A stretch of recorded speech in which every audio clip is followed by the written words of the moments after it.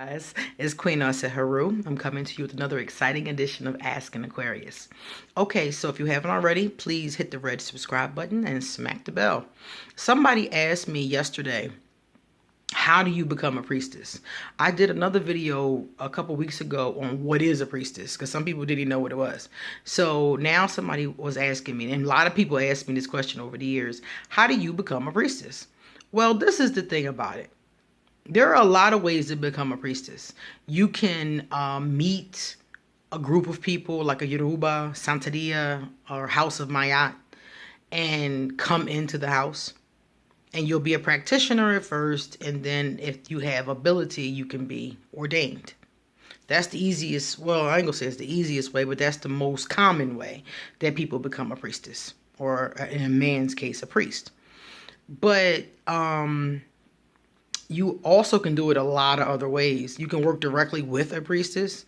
I have several clients. I've always had students. I've had a lot of students over the years now that I think about it.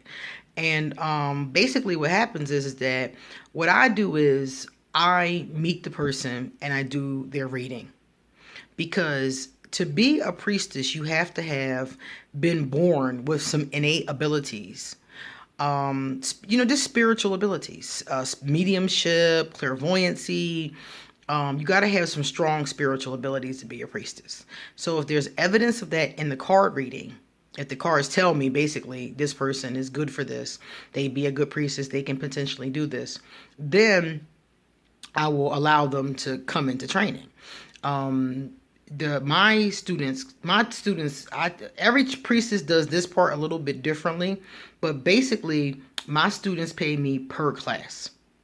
Some priestesses, you have to pay them for like a package, like you have to pay for whatever their package is. I don't do that. I tell them up front what the classes are. And basically what happens is that for about 2 years or so, I take you through a series of different trainings on Mayat, on magic, on readings, circle casting, spells. I mean, everything I know. Basically everything I've learned over the past God, I think I started learning in 1999. So everything I've learned basically that they would need to learn to be their own priestess. And when they've done with the classes, they pay by the class. So if you take 4 years, if you take 10 years, that's on you, because you could take your time and go at your own pace. And when they're done with all of the classes, which is typically about 2-3 years, I do an initiation ceremony for them. And they do a self-dedication. If they're with me, I'll do the dedication. If I'm in a different place, then I have them do a self-dedication. And then they're done. They are a priestess, and they go to finish up. It's a book that they finish by themselves. I cut them loose to work on the book by themselves. And it's a series of like meditations. And when they're finished the book, they're done. They're done with me before the book. I finish and do their initiation and then cut them loose to finish off the last part, which is basically independent study by themselves. But they're done with taking classes at that point, and all they have to do is work at their own pace to finish up the last of the book. So that's how a person becomes a priestess. You either work with a community or you work with an individual. Now, many of us do it different ways. Like I said, I have people pay by the class, because some people have you just pay like for a training, but that's when they're going to do the training. Usually they do the training for like a workshop weekend, or 6 weeks or 9 weeks. Different people do different amounts of time. I don't do weeks. I don't do days. You're not going to come out saying that you were trained by Queen Haru and you just did a couple of days. Because when you have to learn, the things you have to learn is more than a couple of days. And I have them learn them. I have them practice. They have homework. It's not a game, because like I said before, when you're cut loose, you have my name on you.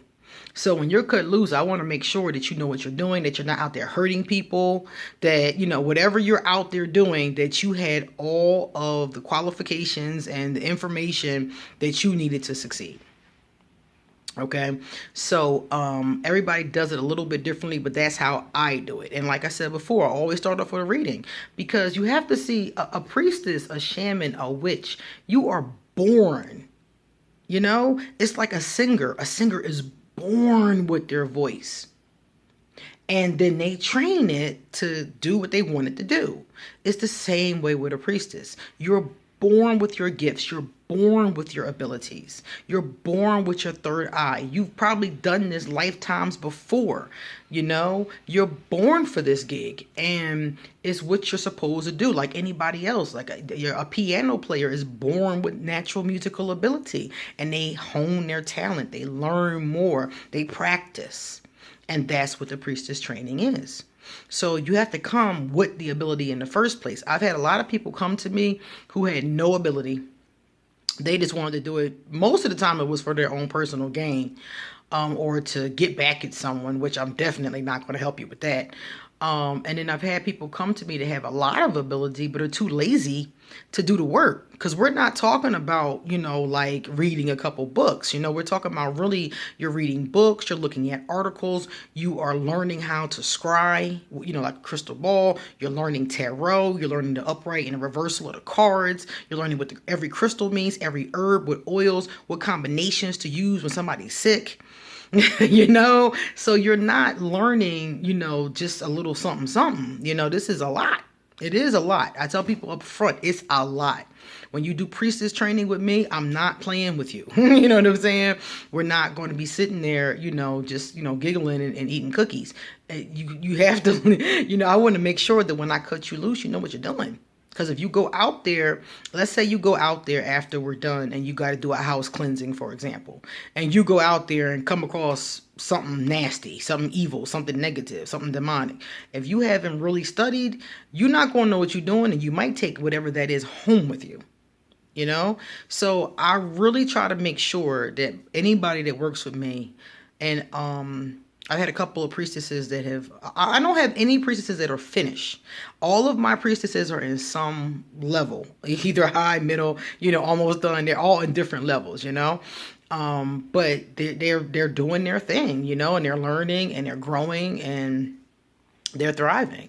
So that's how I do it. The classes are only an hour. You make an appointment for an hour-long class, and I teach you what I teach you. And like I said, it takes a couple years. It's not a fast commitment.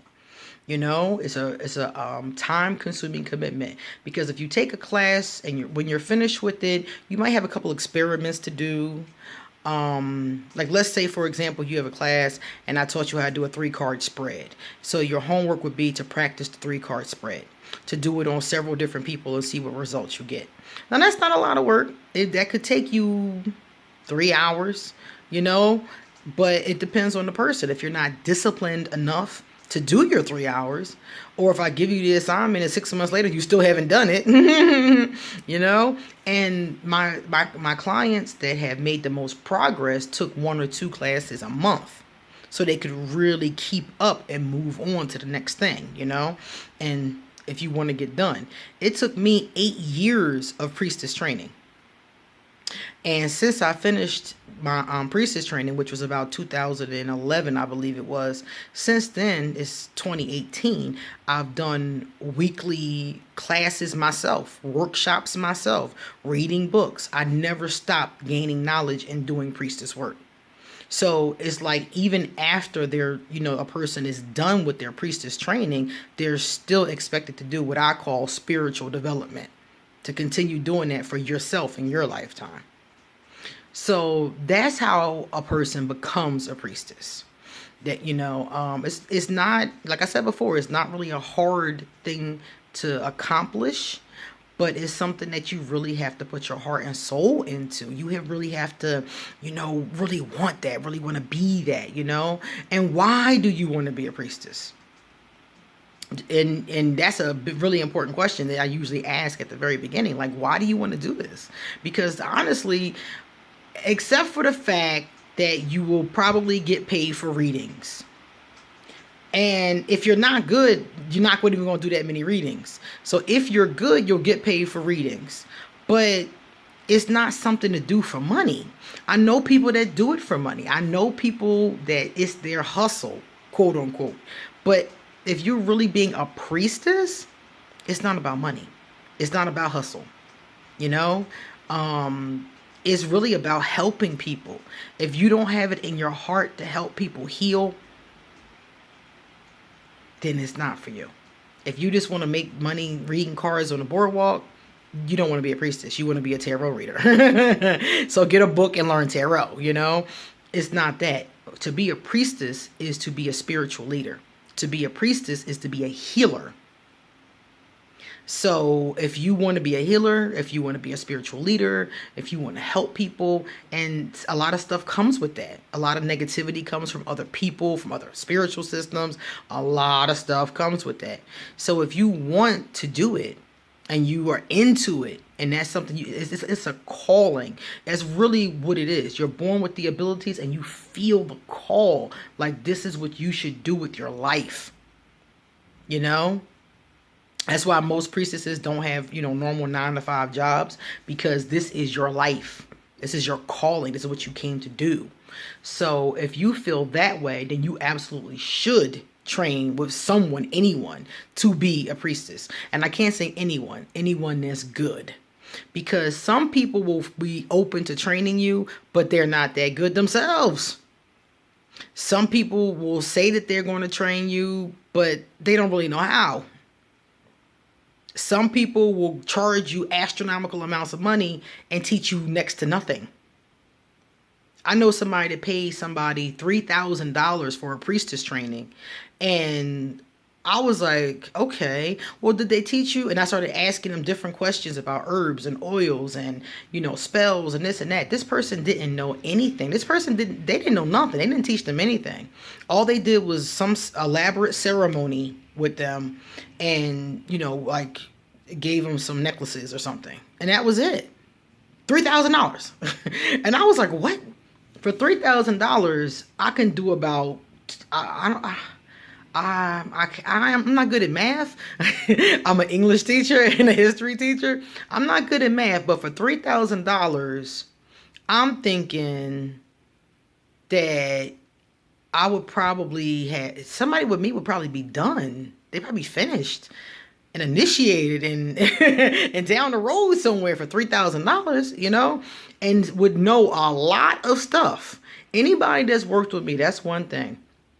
Anybody that's worked with me, my coven sisters, anybody that's ever worked with me, no matter what they say about me, if they like my personality or not, because some people don't. Some people find me to be kind of harsh, which I understand. But whether they like my personality or not one of them could say that I didn't work them, that I did not teach them, I did not work them, I did not give them a flood of things to do and information, because that is what I believe in. I believe strongly in learning. I'm a teacher. I've always been a teacher. I've been teaching since I was 18 years old. When I was a little girl, I used to teach my friends the stuff I learned at school. I've always been a teacher. So one thing, if they love me or not, they can never say I didn't work them. I didn't try to teach them everything that I knew. So if you're working with someone, anyone, they should be somebody who has a mentality that when you walk away, you will be, number one, independent.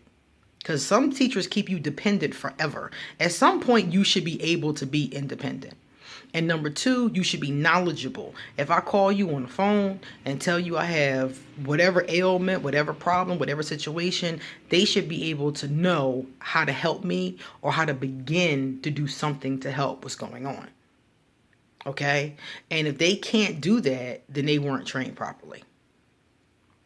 So, different people, as far as a priestess specifically is concerned, different people are in different traditions. You can be a Santeria priestess. You can be a priestess of Mayat. You can be a Yoruba priestess. You can be a priestess of Udan. I'm imagining there may even be other ones I don't even know about. So you can be a priestess of any of these systems. But the idea is to really find somebody that's going to teach you that you click with. Ask them questions. Ask them what your class is going to be like. Ask them, will you be given materials? Ask them all those kind of questions you would ask a professor. Ask them. Before you start spending your money, ask a bunch of questions. A bunch. How long will this take? What will I know how to do? You know, what do I need? What are the prerequisites? Most priestesses are going to give you a reading up front just to see if you have abilities, you know? So ask a lot of questions and be really, really careful. And when you find somebody that your soul resonates with, go for it. Okay? So that's how you can become a priestess. Everybody's not going to be a priestess. Some people are just practitioners. They just use the laws, they just use the whatever, the laws, the universal laws, the prayers, the meditations. Some people just use those kind of things. Everybody's not going to be helping other people. Everybody's not going to be a spiritual leader. And that's okay, because we're not all supposed to be. That's why there's one leader, or maybe two in most situations. Everybody's not supposed to be a spiritual leader. And that's one of the problems I see in the community right now, is everybody has all this ego and everybody wants to be a leader, but people aren't really focusing on the healing. That's what it's all about. It's not about who's the best priestess and who looks the best, who has the best robes, It's about the healing.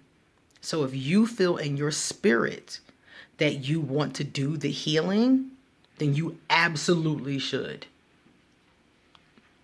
Call me, inbox me, or if you know somebody that you already know and want to work with, whatever. If you feel it in your soul, don't let anything stop you. Find someone to help you bring that out. Okay? See you later.